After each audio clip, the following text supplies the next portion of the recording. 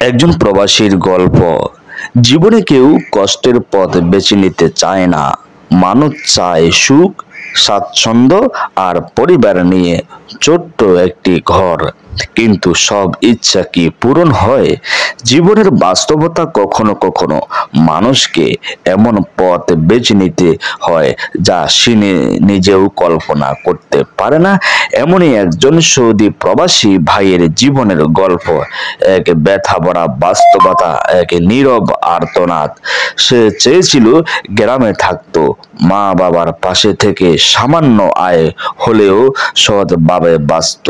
কিন্তু ঘরে অভাব, সংসারে টানাপোড়েন, বাবার ঋণের বোঝা, ছোট্ট ভাই বোনদের পড়াশোনার খরচ, সব মিলিয়ে পরিস্থিতি জোর করে তাকে ঠেলে দিল প্রবাসে যাওয়ার সিদ্ধান্ত।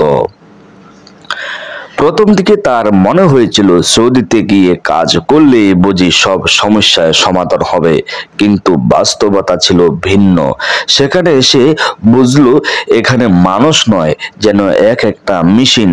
সকাল থেকে রাত, অমানবিক পরিশ্রম, গরম রোদ, কম মজুরি, তবুও মুখের হাসি রেখে টিকে থাকতে হয়, কারণ পরিবার তাকিয়ে আছে তার পাঠানো টাকার দিকে।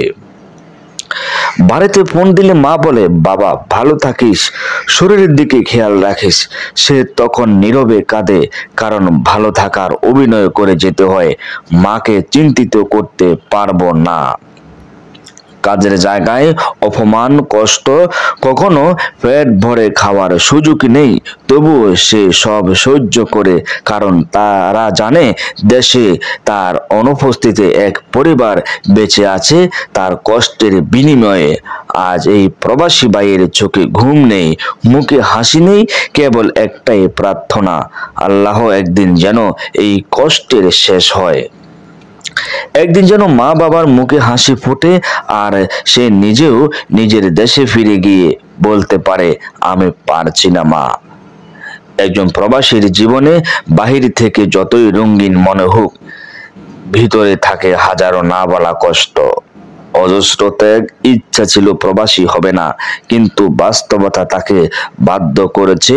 ঘর ছাড়ছে, সে আর্তনাদ আমাদের বোঝা উচিত, কারণ প্রতিটি প্রবাসীর পিছনে লুকিয়ে আছে এক অপূর্ণ গল্প, এক নিঃশব্দ আর্তনাদ।